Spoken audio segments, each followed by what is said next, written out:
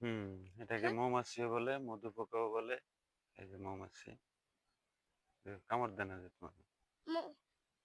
মধুতে কামড় দেয় না? মধুতে না, মৌমাছি। মৌমাছি? হুম, মৌমাছি এই যে মৌমাছি।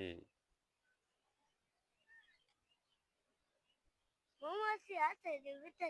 হুম, মধুতে কামড় দিলে পুরা হুম। মধু খাওয়া। ওই কিনে কি কি করছিস? ভিতরে টাইম আছে।